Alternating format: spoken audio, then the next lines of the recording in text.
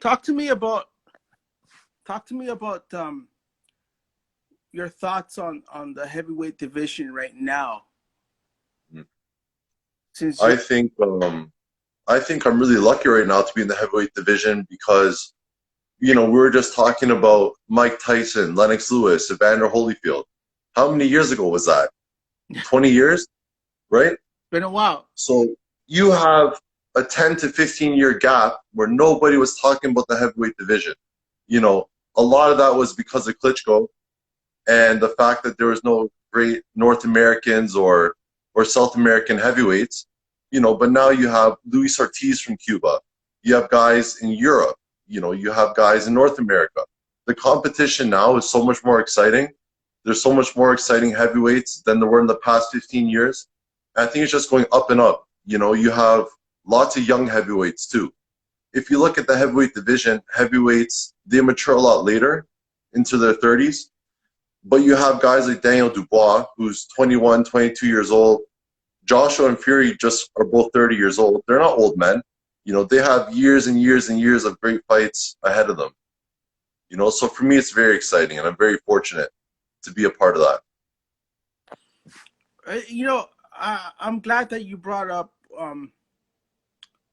Luis Ortiz because I hear so many people saying bad things about Luis Ortiz being old, um, not being as good as some say.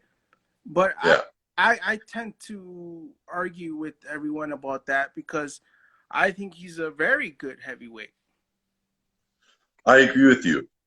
And the thing about him being old, that's really just because of where he comes from. The problem with being a Cuban pro boxer is it's not allowed in your home country of Cuba to be a pro fighter. It's illegal, from what I know. So a lot of them have to leave the country, and people don't even know how old they really are. But age to me doesn't matter. Like that's when people joke, right? That Luis Ortiz is 50 years old, he's an old man, this and that. Yeah. If that's true and he's an old man, he's a skilled old man and he's a strong old man. He's not an old man you want to mess with or underestimate. Well, I just don't understand because how can someone say bad things about him but respect George Foreman? Wasn't George Foreman old when he won the world title again? Yep, even older, 47 years old. There you go.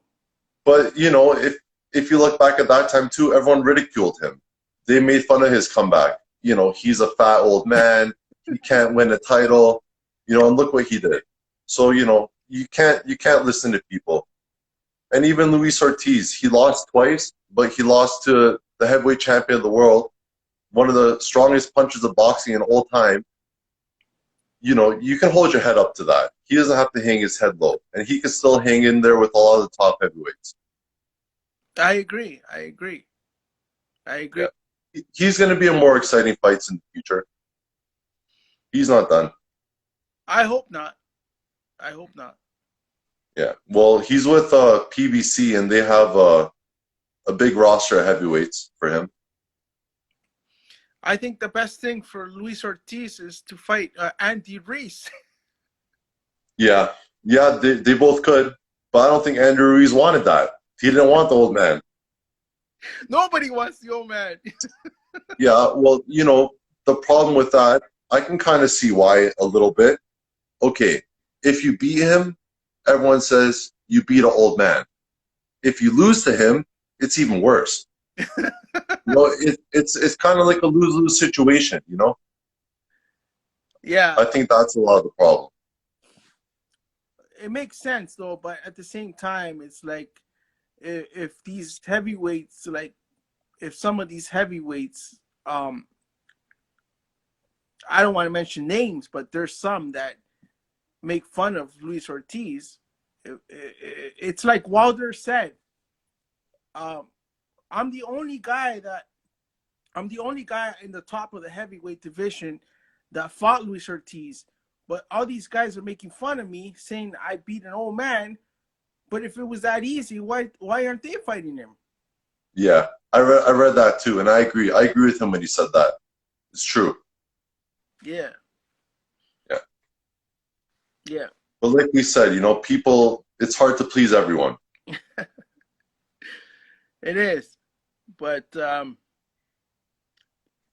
we'll see what happens with the heavyweight division. This coronavirus messed everything up. So Yeah. Well, luckily for me, I'm a young heavyweight. I have a lot of time ahead of me. So I'm using this time just to stay focused and really keep my mind ahead on what's coming. It's no excuses now. You have all the time in the world to stay in shape, work on yourself. So it can be a blessing in disguise too. any guys that you're looking forward to, like that you want to get in the ring with? No name in particular, more the accolades. I'm chasing all the accolades is what I want. All the belts. That's what it comes down to for me. Yeah, that's good to look forward to, because the belts seem to Like change for all the time. for example, like the first day I walked in the boxing gym, I didn't tell myself I want to be a millionaire. I didn't tell myself I want to be popular. I said I want to be the heavyweight champion of the world. And that's always stuck in my head and in my heart, and that's always going to be my pursuit. I remember that the first time I interviewed you, and you said that to me. Yeah. I remember thinking that's the type of fighter I like, because right now we got so many fighters that are just fighting for the money, and they want the money. Hmm. And I understand you guys need to make a living to take care of your family, but it's Yeah, not just about the money; it's about the legacy. for sure.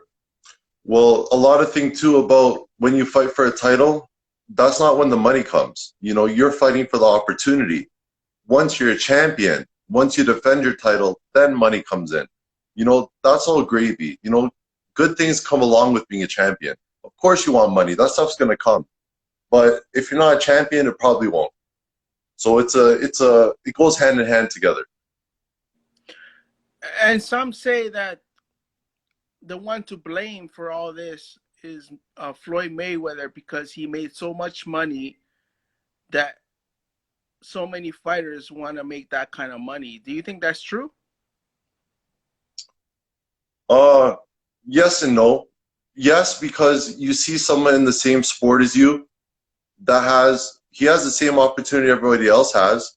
Boxing, like other sports, are a monopoly. NFL, you have a league. NBA, you have a league. Boxing is a bunch of individuals coming together. And when you see one individual taking most of that pot, it can make a lot of people envious of that or want to reach that same level. Mm-hmm. But he's a once in a lifetime. Not everyone can make that kind of money in boxing. If someone can make a percentage of that, I'm sure they still be happy. But I also think that's a little bit of the problem too with a lot of the modern day fighters. It's a lot of social media.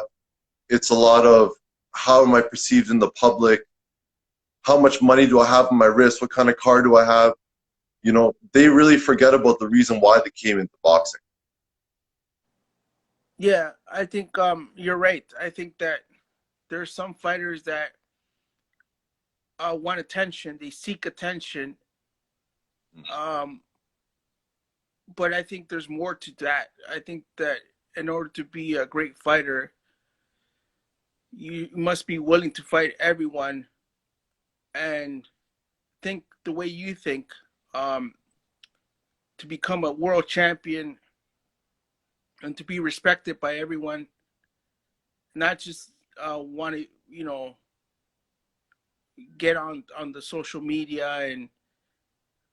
and become some kind of rap star. Because some of these guys look like rap stars instead of Yeah, fighters. it's true. They have like a professional team taking their photos and little music videos and stuff. You gotta spend more time in the gym, less time on the camera. But times change, right? It's not Yeah, it's not like back in the days, when like we were talking about Lennox Lewis and Mike Tyson, who you're 100% right. Imagine if Mike Tyson had Instagram back then. it would be crazy. It would be crazy. It would, yeah. It would have been Yeah. insane. Yeah.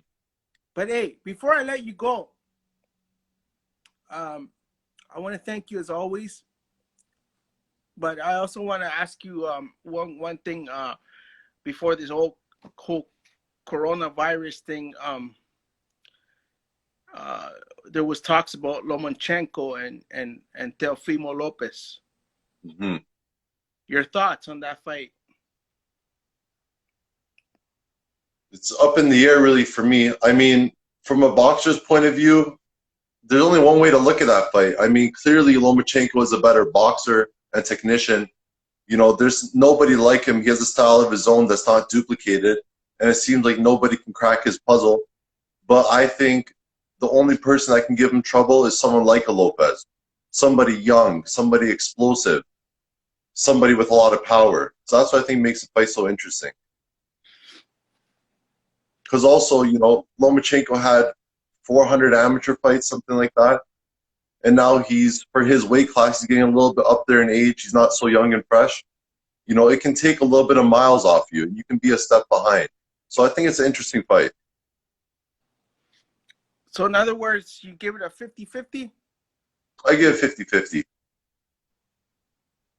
Yeah. 50-50. It's a lot of these big fights, though, to me, a lot of them are 50-50. It's who shows up on the night. That's really what it is. Who prepared better, who has a better game plan, who was more disciplined, and who shows up on the night. Sometimes you can do everything right in training camp. You can eat right, train right, but for some reason on that night, it just doesn't come together for you.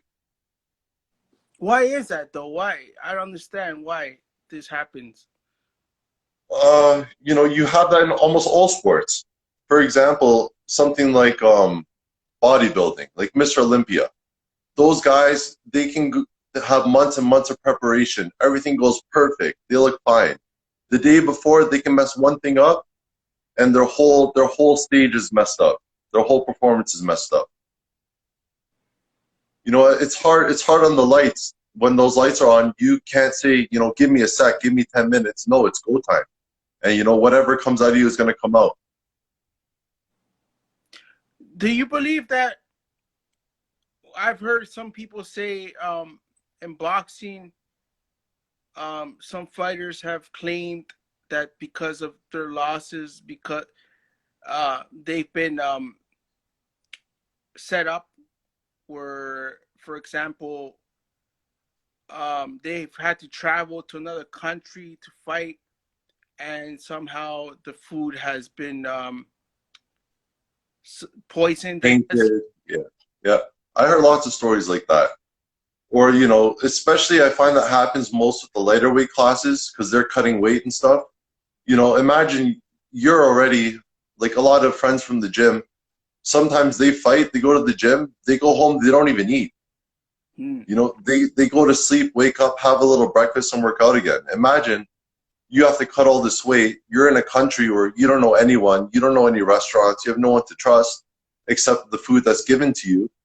It's a hard position to be in. And we know you love to eat. Oh yeah, that's why I thank God I'm a heavyweight. God bless me in that way. You don't have to worry about cutting weight. No, I still watch my weight, but I can eat. And if I eat too much, I work out extra. I make up for it. Nothing a run can't fix. Well, you're lucky then. Yeah, I am. And I wish you all the best as usual. I hope. Yeah, thank you, Ivan. I really hope that this coronavirus is done with, so we can see you fight again, so we can start boxing back.